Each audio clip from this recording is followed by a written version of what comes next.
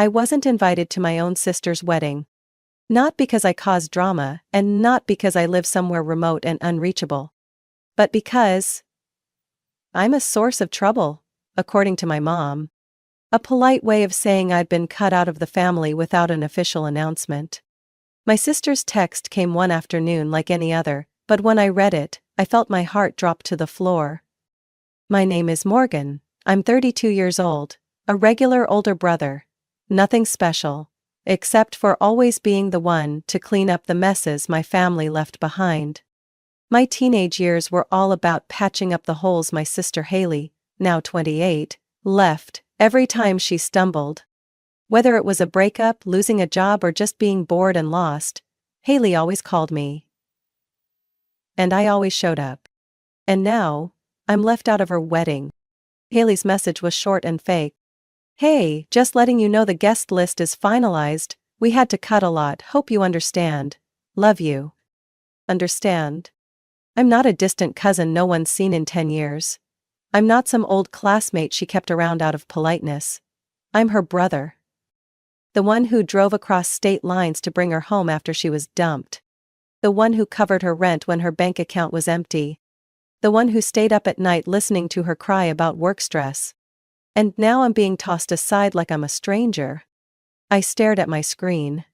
At first I thought there had to be a mistake, that this was some dumb joke. But then, when I called Mom, everything became painfully clear. She picked up after 2 rings. Her voice was unusually cheerful. Morgan, sweetheart, what's going on? I didn't beat around the bush. I just got a message from Haley. She said the guest list is finalized and I'm not on it. What's going on? There was a suspicious pause. Then Mom sighed. That kind of sigh that always made me feel like a kid overreacting. Oh, Morgan, don't make a big deal out of it. It's just a wedding. It's just a wedding? I felt my chest tighten. I'm her brother, Mom. How could I not be invited? She clicked her tongue. That sound that always drove me crazy.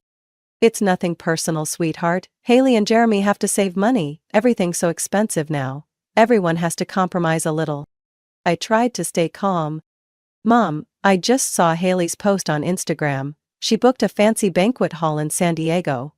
Over 120 guests. Even her high school friends are invited. Am I worth less than them? Her voice suddenly turned firm. You're overreacting, Morgan. Don't let this little thing hurt you. Hurt myself? No, Mom got it wrong. This wasn't the first time I'd been treated like my presence was optional. I was used to being overlooked. But this time, I wasn't staying quiet. I didn't argue. I didn't beg to be reinvited. I hung up. And for the first time in my life, I decided. If they don't need me, I don't need them. I opened my laptop and pulled up a travel site. If Haley thought I'd just sit at home moping on her wedding day, she was dead wrong. I was going far, really far. I was going to take the vacation of a lifetime. And for the first time in years, I was going to put myself first. I used to think, if I was just good enough, patient enough, there would come a day I'd be appreciated. But the more I think back, the more I realize I was just a shadow. Always there when needed, always gone when things got better. No one ever asked if I was tired. No one ever stopped to say thank you. Haley has always been emotional, impulsive, and blindly trusting in relationships. I still remember the night she was 22, crying like crazy on the side of the road after some guy she'd dated for 3 months dumped her cold. A time, I was on a night shift at the hospital, 14 straight hours in the ER. But when I got her call at 1 a.m., I dropped everything and drove straight from Riverside to Santa Monica. She was curled up on the curb, makeup smeared, eyes red, clutching a half-empty bottle of cheap wine. I wrapped her in my jacket and took her back to my tiny apartment, where I was still sharing a room with a buddy. A few months later, she lost her job at a cafe. Chronic lateness. She called me in a panic, crying that she didn't have enough to pay rent. I didn't have much, but I wired her $900, the money I'd saved for next semester's tuition. I had to postpone my lab course, but I didn't regret it. Because back then, I thought, that's what a brother is supposed to do. Then came Ryan. the pretty brainless marketing guy. Mom adored him like a Hallmark movie character. He really loves Haley, she'd say, even though it was obvious he was just using her credit card. Haley was blinded, and I was the bad guy for warning her. And when he cleaned out her apartment and vanished without a trace, who drove 3 hours to San Diego to pick his sister up off the living room floor? Ugh. And what did Mom say? Morgan, don't be hard on her. Haley's sensitive. You're her brother, you should understand. Right. It was always me who had to understand. Haley never had to understand anyone. Every time she messed up, Mom found a way to justify it. Haley's still young. Haley's not as strong as you. Haley just needs a little more time. 10 years passed, and that little more time turned me into an unconditional lifeline. She called me when she lost her phone, when she needed to book a doctor's appointment, even just to ask which dress to wear for an interview. I was always there. Always listening. But when I spent a week in the hospital with appendicitis, who came to visit? No one. Even my mom, who poured love into Haley like an overflowing glass, only called me once, and ended the call with, "I thought you were used to pain by now, Morgan." Something inside me began to rot. From that moment, I started to pull back, stopped talking, stopped sharing. But I kept helping, kept carrying the load. Because I thought it was the right thing to do. I thought if I just kept loving them, they'd see it. But the truth is, love is never enough when someone decides to ignore it from the beginning. And now, they weren't just ignoring it. They cut me out completely. As if I were some unnecessary side character in their life story. They didn't invite me. Didn't mention me. And when I reacted, my mom had the nerve to call it overreacting. She could invite 120 people, hire a live band, throw an outdoor beach wedding. But there was no room for me. Me, the invisible support beam during the years she nearly lost everything. I sat there, in front of my laptop, as the afternoon breeze slipped through the window. A cup of cold coffee sat on the table. Next to my phone was Haley's message, still short, still flat, still emotionless. "Hope you understand." I typed out a reply, then deleted it. Typed again, deleted again. Finally I turned off my phone. I understood. And I wasn't going to forgive this time. I didn't want to argue anymore. I didn't want another text from Mom telling me to be understanding of Haley. Or a fake sweet call from my sister trying to smooth things over. They chose to erase me from the biggest day of our family. So I would erase them from the priority list of my life. I opened my laptop. My fingers flew across the keyboard, clicking like I was unleashing every ounce of anger. Within 40 minutes I had booked my dream vacation. A week at a 5-star resort in St. Lucia, an ocean view suite with spa services, infinity pool, and private balcony breakfast. It wasn't cheap. But I was done living frugally to help everyone else. This time, I was spending money for me. Not to support the family. Not to lend my sister a few $100. This was my vacation. To do something I'd never allowed myself before. Enjoy without asking anyone's permission. After booking, I stood up and walked out to the balcony. The late summer wind in Riverside brushed my face. But instead of feeling cool, it felt cold and empty. This was no longer a place I wanted to stay. Not during the week. My family would throw a big wedding and pretend I never existed. I pulled out my phone and opened Instagram. In my gallery, I had a photo from a business trip to Santa Barbara. Me sitting in a cafe, espresso in hand, a faint smile, just relaxed enough to not look fake. I adjusted the colors, added a warm filter, then wrote the caption. They say, being cut from the guest list is awful. But hey, I think I'll survive. I hit post. 10 minutes later, the notifications started pouring in. My cousin Tyler sent a laughing emoji. An old friend commented, "Don't forget to take me next time." And the most surprising, Aunt Karen, the only relative who ever stood up for me, commented, "Proud of you for choosing your own happiness." I leaned back against the wall and quietly read every reply. No word from Mom. No emoji from Haley. Perfect. The next morning, I rolled my suitcase to the airport. No announcement, no itinerary left behind. I boarded that plane like I was stepping out of the role I'd been playing for over a decade. The role of the enduring brother. The mature child who has to sacrifice.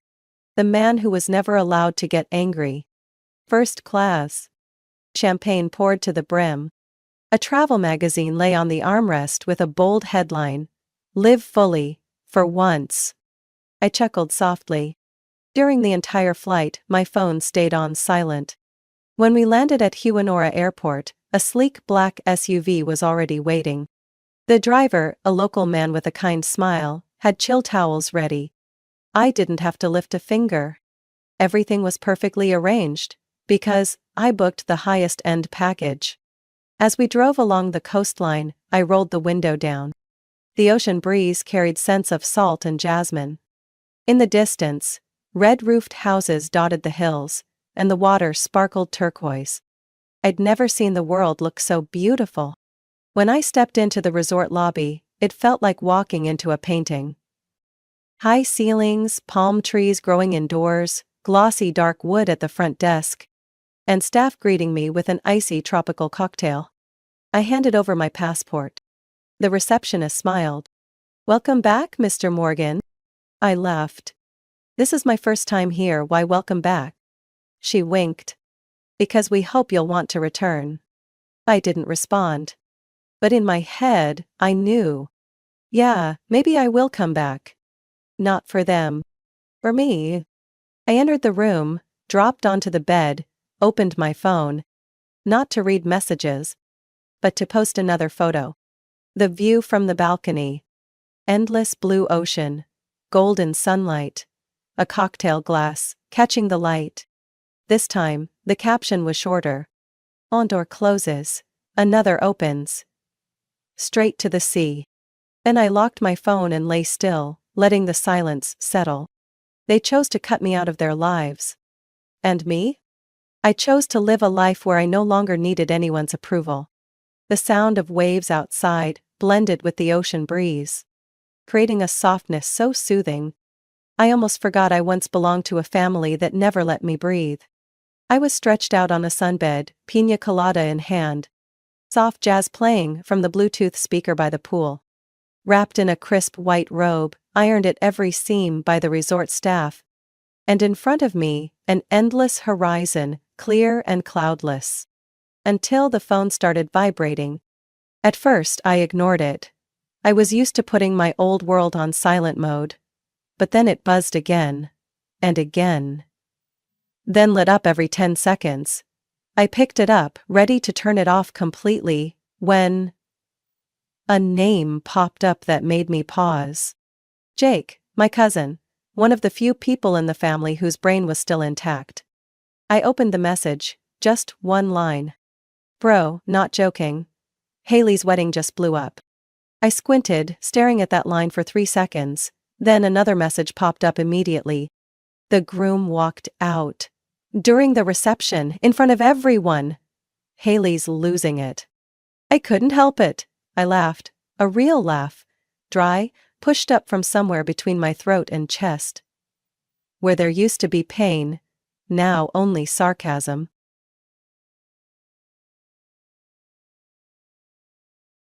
The next message was from Mom. "Morgan, call me right now, it's serious." I didn't reply, just sighed, set the phone down, and took a long sip of my cocktail. But it wouldn't stop buzzing. A young waitress brought over another plate of fruit, looked at me and smiled. "You must be popular, your phone won't quit." I shrugged, smiled faintly. "That's the sound of disaster, just not mine." I opened the phone again. Messages from Aunt Karen, from Tyler, from unknown numbers. From Haley. "Please, I need you. Please answer me." "Morgan, I was wrong, okay, but don't do this." Then a message from Jake, this one longer. And Haley got into a huge fight in the prep room. No one knows why, just heard Haley yelling, "You're a hypocrite." Then he walked straight out of the wedding hall. Not a word. Left her standing there in her wedding dress, stunned. I nearly choked on my drink laughing. But Jake wasn't done. Your mom started yelling to call the groom's family for an explanation. Aunt Lisa and Uncle Ron were screaming at each other about whose fault it all was. Grandma. I raised an eyebrow. Grandma? Grandma shouted in front of everyone. I told you, not inviting Morgan, karma's real. Then pointed straight at Haley. At that point I laughed so loud a few nearby guests turned to look. I raised my hand to apologize, but inside I was so satisfied I could have danced barefoot in the sand. My grandmother, the one who always stayed silent during family gatherings, to not get involved, was the first to stand up for me at the very wedding that erased me from their lives. I pulled the sunshade down over my face as I read Jake's last message. Haley's gone nuts, throwing things, screaming at everyone that it's all your fault. Your mom's been calling non-stop. Aunt Lisa almost called the cops when Haley nearly threw a wine glass at the groom. Before he walked out, I didn't text back. I just opened my camera and took a picture of the view in front of me. The beach in St. Lucia at dusk, crystal blue sky, gentle waves rolling like they'd never heard of chaos. I posted it to Instagram with the caption, "Didn't get invited to the wedding? No big deal. Getting uninvited from a disaster is even better." And I turned off my phone. I was lying on a lounger by the infinity pool, feet propped on the wooden railing, one hand holding a mojito, the other a novel I hadn't gotten past page 3.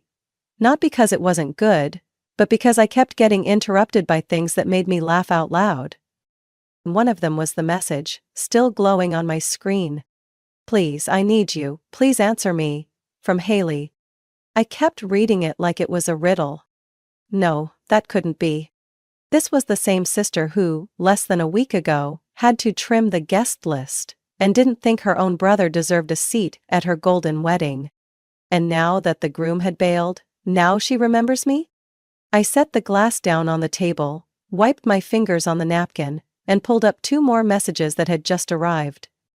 "Morgan, it's Mom, call me now. This isn't the time to be stubborn." A few seconds later, "The family's falling apart and where are you? In our biggest moment of need you choose to run away like a child? I'm so disappointed." "Ah, wonderful." Haley begging like I was the last lifeline in a burning ocean. And Mom, back on her usual track. "You're the problem, not her." I opened my blocked messages. More than 20 unread texts, from Mom, from Haley, from Aunt Lisa, and a few unknown numbers I guessed were distant relatives. Mom's messages kept going. "We're family, Morgan, no matter what, you can't turn your back on your own blood. Haley's breaking down, she needs you, I need you. If you had any maturity, you'd be back here helping us through this right now." I didn't know whether to laugh or throw my phone into the sea. "Help? I've been helping my whole life, Mom. I helped when no one bothered to ask if I was okay. I helped when Haley fell apart, while you kept blaming the world instead of ever looking at your daughter's selfish habits. And now, when the bomb they built themselves finally exploded, they want me to come back and save them?" I opened the screenshot of Haley's message and read it slowly. "Please, I need you." I typed a reply. "Funny. You didn't need me on the most important day of your life, but now you do? After it all falls apart?" Deleted it. Typed another. "Sorry, I'm busy enjoying my little childish meltdown." Deleted that too. In the end, I just sent one picture. St. Lucia sunset, the sky blazing red, light sparkling off the waves like fire. With one line. "I survived being cut from the guest list, now I'm just living." Then I blocked them all again.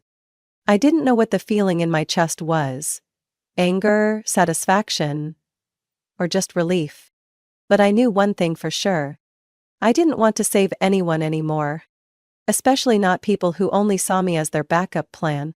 A while later the phone buzzed again. This time, a voicemail. I wasn't planning to listen, but curiosity won. I hit play. Mom's voice, sharp and frantic. "Morgan, you need to stop this childish behavior. You can't just keep running away. Haley is having a meltdown and you're acting like you don't even care. Family is supposed to stick together when things are hard, not disappear. I let out a bitter laugh and shook my head. Family isn't supposed to use you like a doormat until it wears thin, then only remember you when the floor gets dirty. Another voicemail autoplayed. This time, Haley's voice, choked up. I'm sorry, okay? I shouldn't have left you out of the wedding. I was stupid. But now I don't know what to do. You're the only one who can calm me down. I need you. I closed my eyes and quietly deleted the message. I'm not cold. I've just had enough. I stood up from the lounger and stepped onto the warm sand, letting the breeze carry away those too late pleas. There was only one thought in my mind. This isn't my problem anymore. I spent my entire youth compromising, understanding, trying to be the ideal big brother everyone assumed never got angry. But on the very day Haley, the sister I cherished like my own flesh and blood, pushed me out of her wedding, something inside me cracked. And now, when she calls my name, like I'm her savior after setting her own big day on fire, I just found it laughable. Without hesitation, I scrolled to 3 familiar names in my contacts: Mom, Emily, Jake. Pressed and held. Selected block. No second guessing, no regret. Every plea, every missed call, every message full of exclamation points. From now on, drowned in silence. For the first time in my life, I chose peace over obligation. I placed the phone back on the table, switched on Do Not Disturb, and returned to the lounger where my half-finished cocktail waited. I had an entire afternoon left to enjoy. And I wasn't about to let anyone drag me back into the mess they created. A resort staff member passed by, noticing me gazing at the ocean, and politely paused. Mr. Morgan, we're about to start sunset yoga on the beach. Would you like to join? I smiled. No, thank you. I'm perfectly fine right here. He nodded and walked away. And I leaned back, arms behind my head, inhaling the salty breeze mixed with coconut from the drink beside me. It was strange, no ringing phone, no responsibilities suddenly falling from the sky onto my shoulders. Just me. And freedom. I must have dozed off without realizing it. When I opened my eyes, the sky was glowing orange. Sunset painting the sea with a silver shimmer. I sat up, stretched my shoulders, and was just about to go for a walk when my phone vibrated. An unknown number. I was about to ignore it, but then the name on the screen made me pause. Melissa. The only cousin in the extended family with any sense of right and wrong. Also one of the few who ever stood up for me during those dinner table ambushes. I answered. Morgan! Her voice was breathless, excited, slightly chaotic. Oh my God, you finally picked up. I just need to say this one thing, and then you can do whatever you want, okay? I chuckled. Say it. I've got under 3 minutes before my 5-star dinner reservation. Melissa took a long, audible breath. Okay, so Haley shattered a wine glass on the floor, threatened to jump in the garden fountain. Your mom almost got into a fight with the maid of honor. Grandma stood up and said, This is the universe punishing us for ignoring the one person who always sacrificed, without complaining. I raised an eyebrow. Now even Grandma had joined Team Truth. Melissa went on. Then your mom turned around and blamed guess who? Don't say me. Yep, she said, if Morgan had been here, this wouldn't have happened. I couldn't help it, I laughed out loud. A deep, drawn-out laugh of pure satisfaction. I took a sip of cold water and simply said, I don't care. Melissa was silent for a beat. Then she laughed too. I figured. But, I just wanted you to know. You're not crazy. You're not being unreasonable. They're the ones who blew it. I just wish I'd followed you from the start. I looked out to the ocean, where the sun was slowly sinking like a red bronze disk. Maybe next time. I'd pick this place again in a heartbeat. Save me a spot. And, Morgan. Who? I'm glad you didn't go back. I smiled. For the first time in my life, I'm glad I didn't too. We ended the call in quiet. No more words needed. I headed toward the beachfront restaurant, where wine and steak were waiting. And in my mind only one thought remained. they can patch up that ruined wedding together. As for me, I'm keeping this freedom, no matter what. Morgan's story is a powerful reminder about rediscovering oneself after years of sacrificing too much for others, especially for family. Sometimes we forget that love and sacrifice aren't always repaid the way we hope.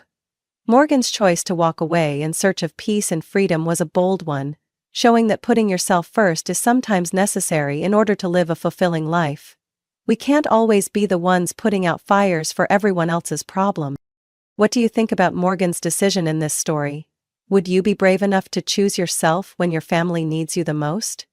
Share your thoughts in the comments. And don't forget to follow the channel so you won't miss more real-life stories about family and personal growth.